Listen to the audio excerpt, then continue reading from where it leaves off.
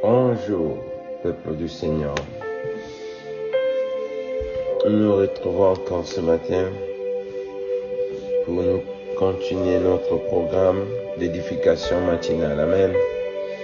Alors, ce matin, nous allons entamer le livre d'Apocalypse, qui est un livre vraiment très très important, qui est spécial, unique à son genre.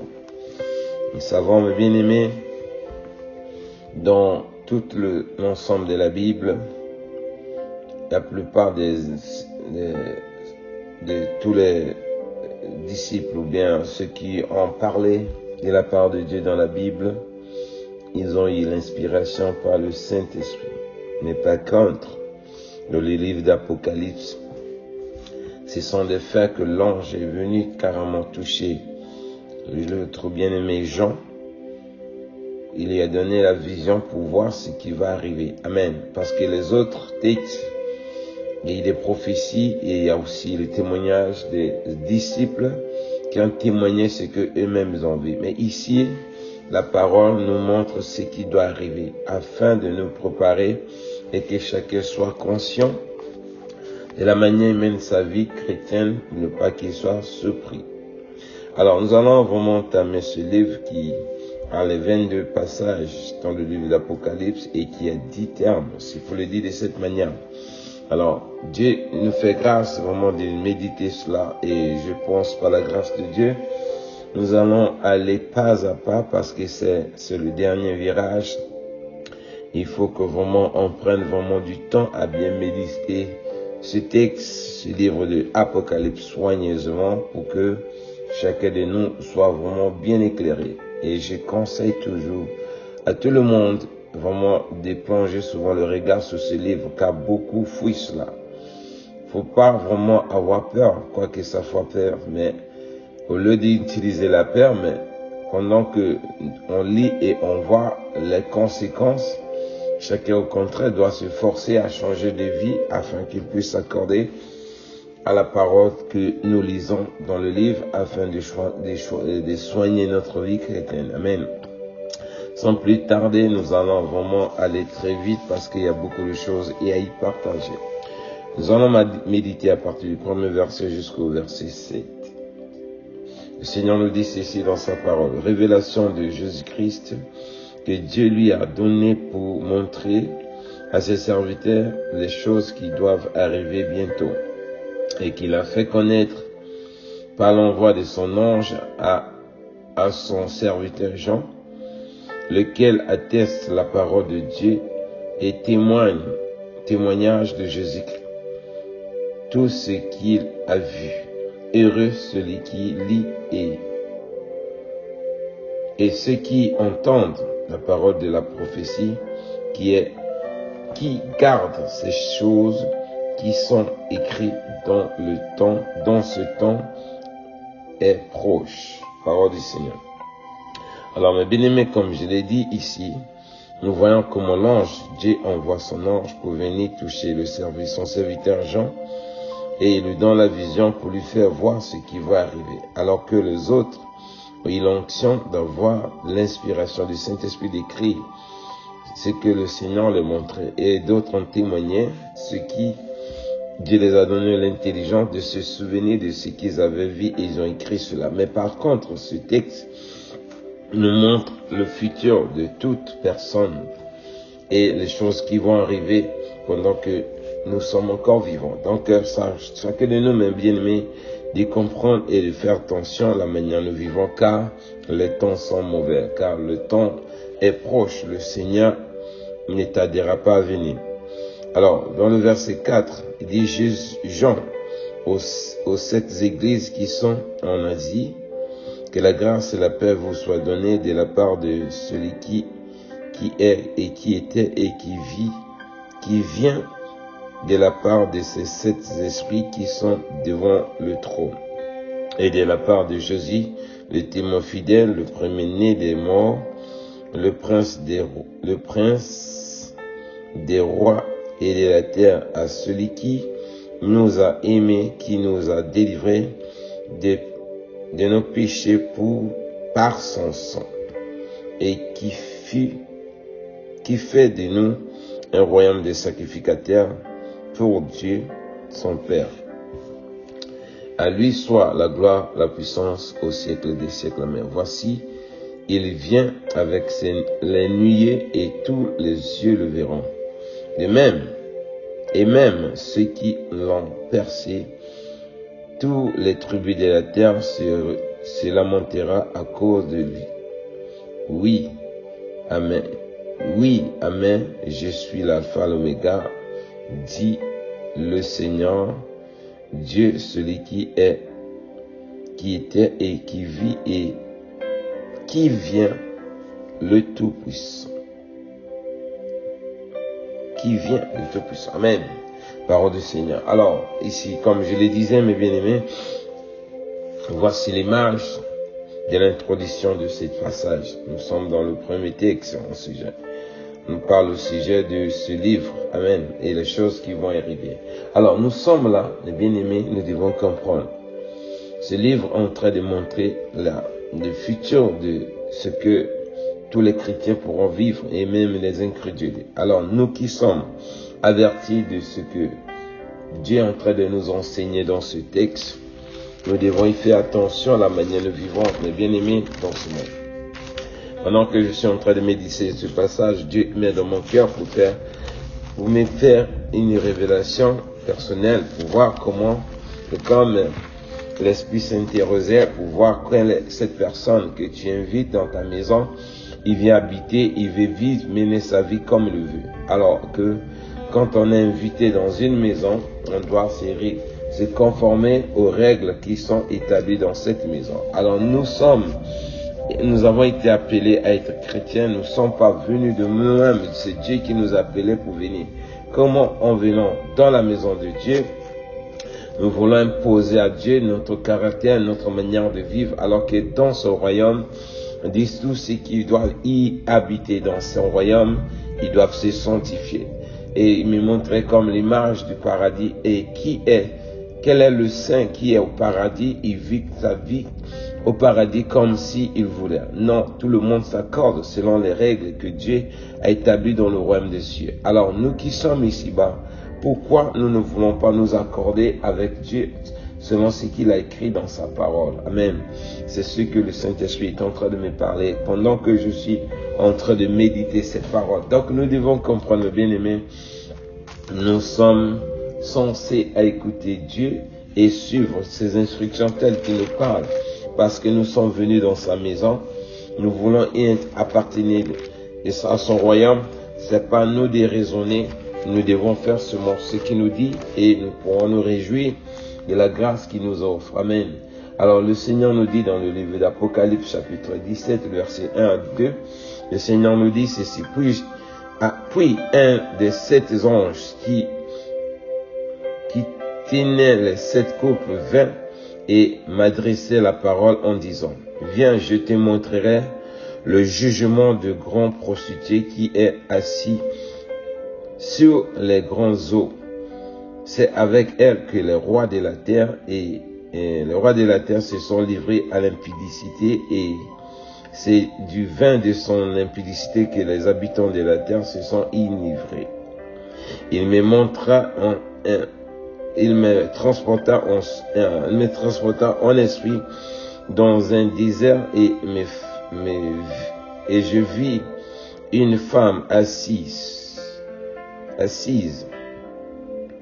sur une bête écarlate, pleine de noms de blasphème, ayant 7 têtes et 10 cornes.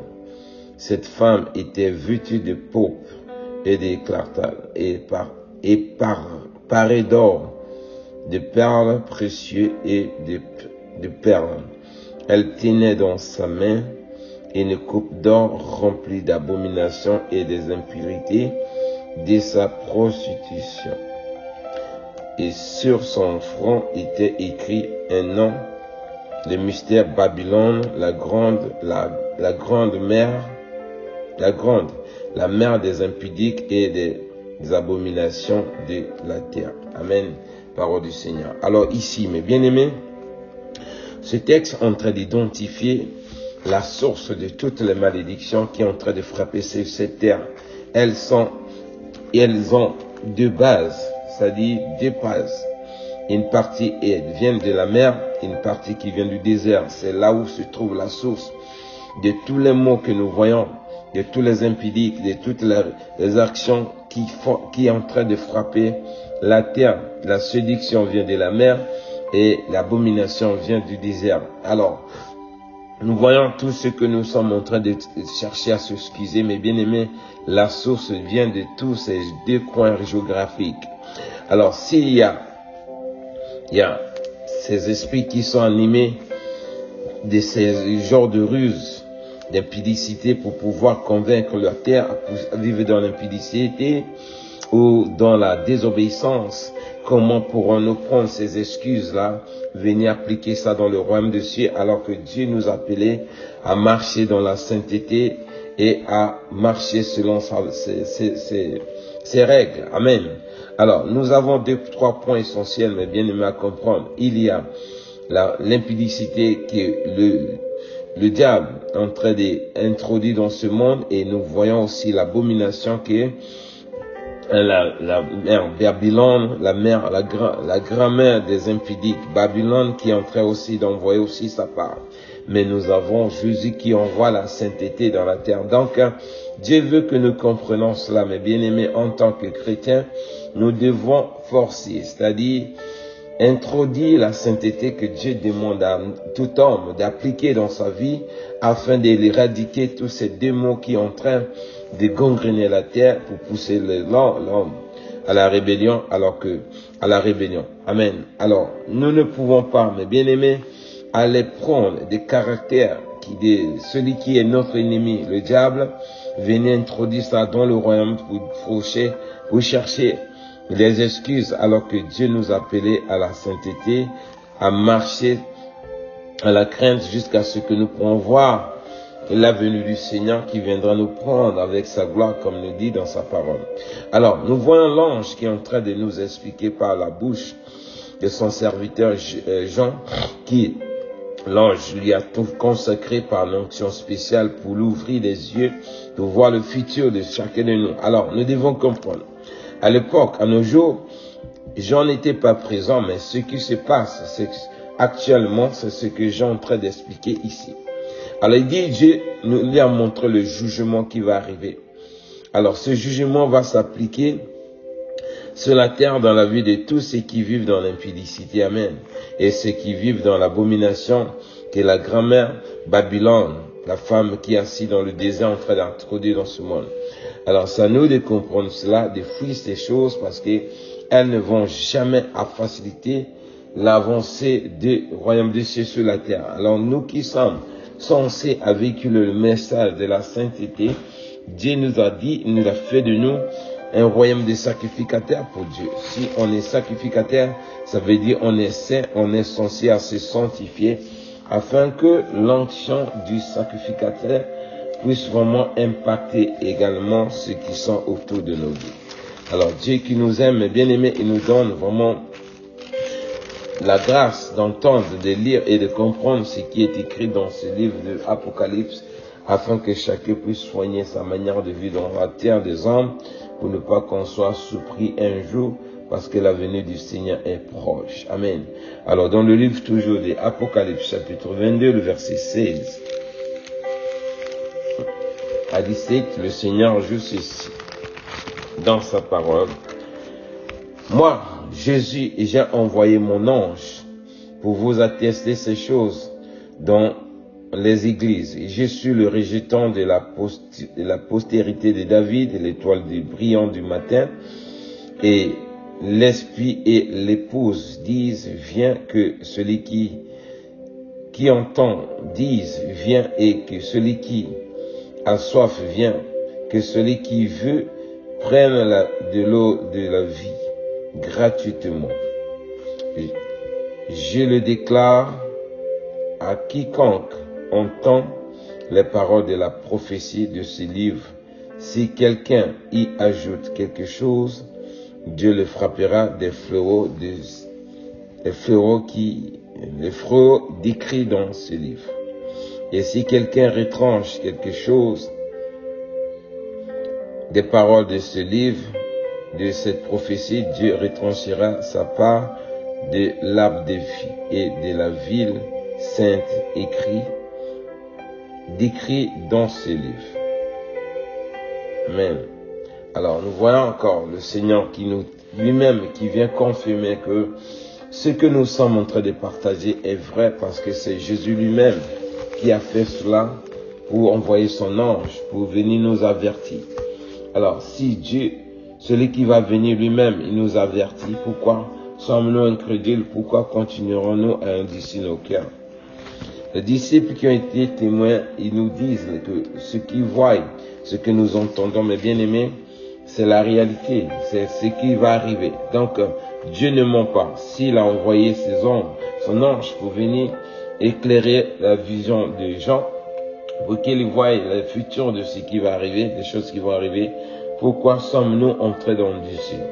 Pourquoi sommes-nous dans les églises en train de demander des miracles alors que Jésus nous appelle à la sanctification? Jésus lui-même, avant de partir, avant de quitter ce monde, regardez ce qu'il nous a dit à propos de nous, notre génération actuelle. Amen. Et ce que les autres générations. Il dit dans le livre de Luc, chapitre 11, verset 29 à 32. Le Seigneur nous disait ceci. Comme le peuple s'amassait en foule, il s'est mis à dire, cette génération est une génération méchante. Elle demande un miracle, il ne lui sera donné d'autres miracles que celui de Jonas. Car de même que Jonas fit un signe pour les Ninives, de même le Fils de l'homme en sera pour cette génération. La reine de Midi s'élèvera du jour du jugement avec ses hommes de cette génération et les condamnera parce qu'elle vint de l'extrémité de la terre pour entendre la sagesse de Salomon. Et voici, il y a ici plus que Salomon. Les hommes de Ninive s'élèveront au jour du jugement avec cette génération et les condamnera parce qu'ils se sont repentis à la prédication de Jonas. Voici ici, il y a plus que Jonas. Parole du Seigneur. Alors ici, mes bien-aimés, le Seigneur est en train de nous montrer, nous qui cherchons chaque jour à demander le miracle, Jésus nous dit ici dans sa parole, il ne nous sera donné aucun autre miracle si ce n'est celui de Jonas. Le miracle de Jonas a été quoi, mes bien-aimés? Par sa prédication, il y a eu la repentance. Le peuple de Ninive s'est repenti de toutes les mauvaises pratiques. Et ça là, ils ont trouvé grâce. Dieu n'a pas frappé cette nation Ninive à cause de la foi de cette ville plutôt Ninive. Alors, nous, à nos jours, mes bien-aimés, Jésus lui-même, il joue le rôle de Jonas à nos jours. Voilà pourquoi il nous dit, il nous sera donné aucun miracle si ce n'est de Jonas. Le seul miracle que Dieu nous a donné, nous demande, c'est de nous repentir. Ça, c'est le miracle qui pourra se produire dans la vie de chacun de nous. Parce que nous voyons, mes bien-aimés, si Ninive ne s'était pas repenti, il aura subi les conséquences du feu qui allait tomber dans cette ville parce que Dieu avait décidé de détruire cette ville. Alors si à nos jours, nous nous entêtons, mes bien-aimés, les conséquences de notre incrédulité pourra engendrer la condamnation éternelle où nous allons être châtiés dans le feu géant éternel, c'est-à-dire l'enfer. Dieu nous dit le seul miracle que nous pourrons avoir, c'est de nous repentir de nos mauvaises voies en suivant la prédication de Jésus-Christ lui-même. Parce qu'il dit, et lui-même, Jésus, il a envoyé son ange pour nous attester les choses qui doivent arriver. Alors, si Jésus nous dit cela, c'est à nous de comprendre et de chercher à nous repentir, à nous détourner de toutes mauvaises pratiques et de vivre selon ce que Dieu nous a recommandé et nous pourrons échapper à cette condamnation éternelle. Cela sera le plus grand miracle que chacun de nous pourra obtenir de la part de Dieu. Donc, nous sommes censés à comprendre cela, mes bien-aimés, de chercher vraiment à introduire la sainteté que Dieu a envoyée par la bouche de ses serviteurs, par le canal du Saint-Esprit, afin de pouvoir éradiquer les pratiques de des systèmes de Jézabel et tout le convoitise qu'il engendre dans ce monde pour pousser les hommes à se rebeller contre Dieu. Dans le livre de Jacques, chapitre 5, le verset 8 à 10, le Seigneur nous rappelle également ceci dans sa parole. Vous aussi, soyez patients, affermissez vos cœurs, car l'avènement du Seigneur est proche. Ne vous plaignez pas les uns les autres, frères, afin que vous ne soyez pas jugés. Voici le jugement le jugement est à la porte. Prenez, mes frères, pour modèle des souffrances des souffrances et des patiences des prophètes qui ont parlé au nom du Seigneur. Amen. Parole du Seigneur. Alors ici, mes bien-aimés, nous voyons, le Seigneur nous rappelle ce que nous pouvons faire. Ceux qui se passent le temps à se plaindre, à se lamenter, au lieu de chercher à vivre selon la grâce que Dieu nous a accordée de vivre dans ce monde, en nous détournant du mal, nous prenons le temps de se lamenter, de se plaindre de nos situations, alors que la plus grande chose que devait faire, c'était de chercher à se lamenter au sujet de notre conduite, c'est-à-dire de notre repentance. Au lieu de se lamenter parce que il nous manque de pain, il nous manque ceci, on ne trouve pas ceci, cela. Le vrai miracle que chacun de nous doit chercher, c'est de se lamenter au sujet de sa transformation afin d'hériter les promesses que Dieu nous a accordées. Parce que c'est très important, c'est à cela que Jésus est venu dans ce monde. Amen. Donc toujours dans le livre d'Apocalypse, chapitre 22, le verset 7 à 13, le Seigneur ajoute également ceci dans sa parole. Et voici, je viens bientôt, heureux celui qui garde la parole de la prophétie de ce livre. C'est moi, Jean, qui ai entendu et vu ces choses.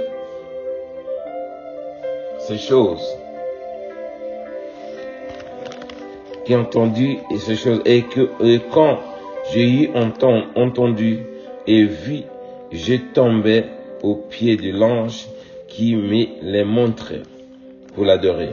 Mais il me dit, garde-toi de le faire. Je suis ton compagnon de service et celui de tes frères, les prophètes, et de ceux qui gardent la parole de ce livre. Adore Dieu. Et il me dit, ne scelle point les paroles de cette prophétie, de ce livre, car le temps est proche. Que celui qui est injuste soit encore injuste. Que celui qui est souillé se souille encore. Et que celui qui est juste pratique encore la justice. Et que celui qui est saint se sanctifie encore. Voici, je viens bientôt et ma rétribution est avec moi pour rendre à chacun selon ses œuvres, son œuvre. Je suis l'alpha, l'oméga, le premier, le dernier, le commencement et la fin. Heureux celui qui lave leurs robes afin d'avoir droit à l'arbre de vie et d'entrer par la porte dans la ville. Parole du Seigneur. Alors ici encore, le Seigneur est en train de nous rassurer encore que la réalité de cette parole, elle n'a pas été imaginée, c'est la réalité de ce qui nous sommes en train d'entendre. Pourquoi? Parce que le Seigneur nous parle lui-même. Il nous parle lui-même. On nous parle lui-même qu'au travers de cette parole, mes bien-aimés, ce que nous voyons, c'est la réalité. Ce que nous sommes en train de méditer ici, ça va arriver, quoi qu'il arrive. Dieu ne ment pas. Ce que Dieu atteste dans cette parole nous dit ceci. Celui qui est en train de vivre, mener sa vie de la manière en train de la mener, qu'il le fasse encore davantage. Mais ce qui est important pour nous, il dit celui qui est juste, qui se justifie encore davantage. Celui qui est saint, qui se sanctifie encore davantage. Donc nous devons aller de progrès en progrès dans ce que nous sommes en train de vivre. Si tu es en train de mener une vie pécheresse, continue pour toi à t'entêter dans cette vie. Mais une chose, nous devons comprendre Dieu a dit dans sa parole, heureux ceux qui lavent leurs robes, afin d'avoir droit à l'arbre de vie et d'entrer dans la porte dans la ville. Amen. Pourquoi Dieu nous parle ainsi? C'est parce que la réalité de cette parole va s'accomplir, qu'on en veuille ou pas. Voilà pourquoi il a demandé à Jean de ne pas garder cette parole, mais qu'il annonce là à tout le monde, parce que la venue du Seigneur est proche. Que celui qui est injuste soit encore plus injuste, que celui qui se soucie, mais celui qui est juste, qui marche dans la justice, qu'il marche encore dans la justice de Dieu, et que celui qui est saint se sanctifie encore. Pourquoi? Parce que chacun de nous recevra le sort de ce qu'il est en train de mener comme vie dans ce monde. Alors Dieu qui nous aime, bien aimé, il nous demande de comprendre que le temps de jouer est passé. C'est le moment de nous préparer pour la réalité que nous allons affronter un jour. Parce que Dieu ne ment pas, ce qu'il atteste dans sa parole, les bien-aimés, elle s'accomplira. Le retour du Seigneur est proche, que chacun de nous soit conscient de cela. Quand ceux qui sont en train de rêver, faire des programmes de ceci, cela, mais bien-aimés, on ne se moque pas de Dieu, ce que l'homme aura semé, comme il a dit lui-même, il en moissonnera les conséquences. Parce que Dieu est juste dans tous ses voies, dans tous ses jugements. Parce qu'il a dit, Jésus-Christ a montré à notre bien-aimé Jean les choses qui doivent arriver, le jugement qui doit arriver. Alors ne sois pas incrédule jusqu'à ce que tu puisses endurcir ton cœur, mais ouvre ton cœur à comprendre que nous sommes censés à nous détourner de toute pratique qui n'honore pas Dieu. Dans le livre de Ésaïe chapitre 43, le verset 10 à 13, le Seigneur nous rappelle également ceci.